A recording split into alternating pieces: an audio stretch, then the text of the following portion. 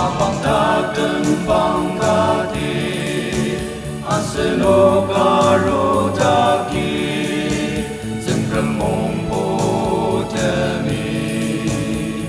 Jakta kasayor Anengozetemi Tibelaken materer Alimamenenwa Parnoki mebelar Zen ajanger Ajuk zetuk ngeter Desasa seka uci shirnang keder Mashidim gendak zebar Venerema sangke Neyurashi okze Watang inta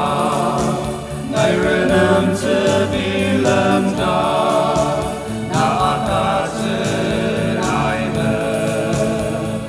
Rama inyakta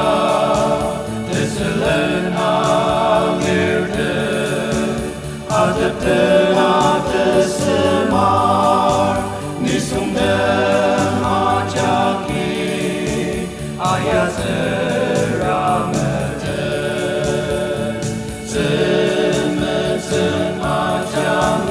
Ajuk zetuk ngeter Desasa seka uci shirnang keder Mashidim gendak zebar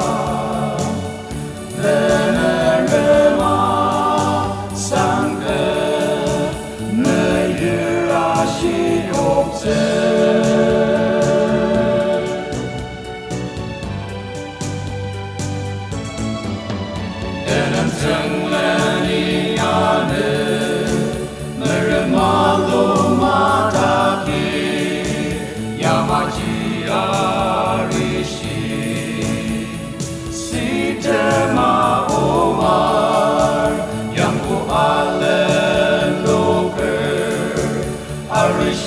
Sidam zelo